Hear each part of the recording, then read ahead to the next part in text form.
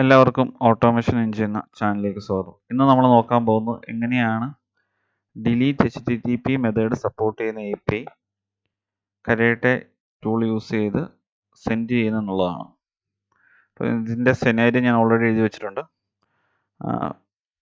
First part എന്ന് പറയുന്നത് post request ആണ്. നമ്മൾ ബാക്കി എല്ലാ റിക്വസ്റ്റുകളുടെ കേസിലും പുട്ടിൻ്റെ കേസിലും പാച്ചിൻ്റെ കേസിലും ഗെറ്റിൻ്റെ കേസിലും നമ്മൾ ഒരു പോസ്റ്റ് റിക്വസ്റ്റ് സെൻഡ് ചെയ്ത ശേഷമാണ് സബ്സീക്വൻ്റ് ഏത് റിക്വസ്റ്റാണോ വിളിക്കേണ്ടത് ആ റിക്വസ്റ്റ് നമ്മൾ എഴുതിയത്. അതേപോലെ തന്നെ ഇവിടെ രണ്ട് റിക്വസ്റ്റുകൾ കമ്പൈൻ ചെയ്തിരിക്കുകയാണ്. ആദ്യമേ ഒരു പോസ്റ്റ് റിക്വസ്റ്റ് സെൻഡ് ചെയ്യുന്നു, അതിന് ശേഷം ഡിലീറ്റ് റിക്വസ്റ്റ് സെൻഡ് ചെയ്യുന്നു.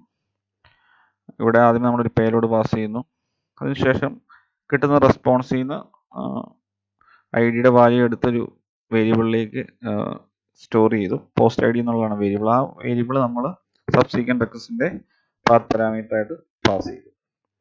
അതിനുശേഷം ഇതൊരു ഡിലീറ്റ് റിക്വസ്റ്റ് ആയതുകൊണ്ട് പേലോഡൊന്നും പാസ് ചെയ്യേണ്ടതായിട്ടില്ല.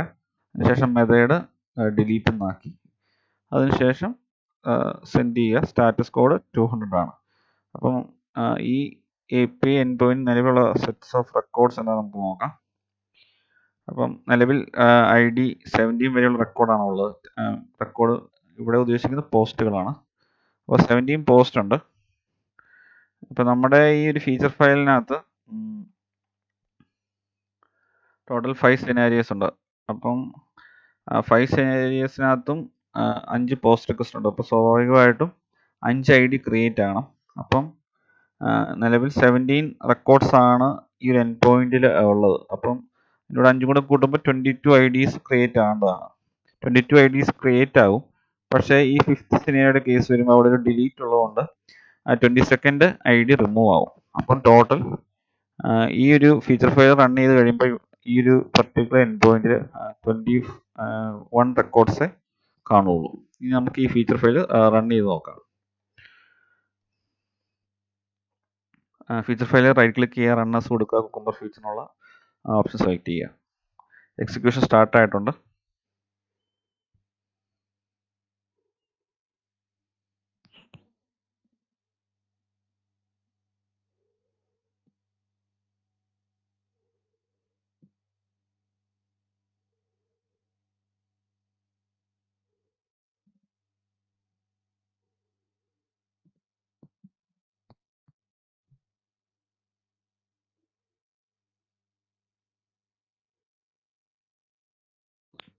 എക്സിക്യൂഷൻ കംപ്ലീറ്റ് ആയി. നമുക്ക് ആ ഒരു പർട്ടിക്കുലർ എൻഡ് പോയിന്റ് റിഫ്രഷ് ചെയ്ത് നോക്കാം. നമ്മൾ എക്സ്പെക്ട് ചെയ്ത പോലെ 21 സെറ്റ് ഓഫ് റെക്കോർഡ്സ് അവിടെ വന്നിട്ടുണ്ടോ നമുക്ക് നോക്കാം. ഞാൻ ഈ എൻഡ് പോയിന്റ് റിഫ്രഷ് ചെയ്യുവാണ്. നമ്മൾ പ്രതീക്ഷ പോലെ തന്നെ 4 സെറ്റ് ഓഫ് റെക്കോർഡും കൂടെ ആഡ് ആയിട്ടുണ്ട്. 22nd ID ആഡ് ആയിട്ടുണ്ടായിരുന്നു, പക്ഷേ അത് നമ്മൾ ആ ഡിലീറ്റ് സെനാരിയോ യൂസ് ചെയ്തുകൊണ്ട് ആ 22nd റെക്കോർഡ് റിമൂവ് ആയിപ്പോയി. ഇനി നമുക്ക് ആ റിപ്പോർട്ട് നമ്മുടെ ബ്രൗസറിൽ ഓപ്പൺ ചെയ്ത് നോക്കാം.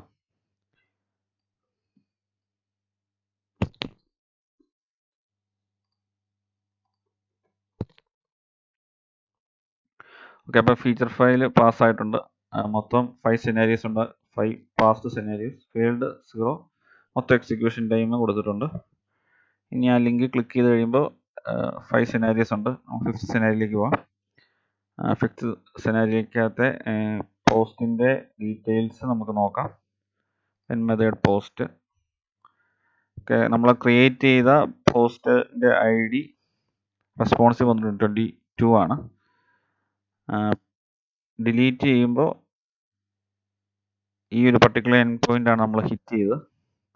അപ്പം ആ പർട്ടിക്കുലർ പോസ്റ്റിൻ്റെ ഡീറ്റെയിൽസ് റിമൂവ് ആയി. നമുക്ക് കിട്ടിയ റെസ്പോൺസ് ഒരു empty json ഒബ്ജക്റ്റ് ആണ്. അപ്പോൾ ഇങ്ങനെയാണ് കരേറ്റെ യൂസ് ചെയ്ത് ഡിലീറ്റ് HTTP മെത്തേഡ് സപ്പോർട്ട് ചെയ്യുന്ന API സെൻഡ് ചെയ്യുന്നത്. അപ്പോൾ ഈ വീഡിയോ എല്ലാവർക്കും ഉപയോഗപ്രദമായെന്ന് വിശ്വസിക്കുന്നു. ഈ വീഡിയോ ഇഷ്ടമായെങ്കിൽ തീർച്ചയായും ചാനൽ സബ്സ്ക്രൈബ് ചെയ്യുക, കൂടാതെ വീഡിയോ ലൈക്ക് ചെയ്യുക, ഷെയർ ചെയ്യുക. എന്തെങ്കിലും ഡൗട്ട്സ് ഉണ്ടെങ്കിൽ തീർച്ചയായും കമൻറ്റ് ചെയ്യുക. Thanks for watching.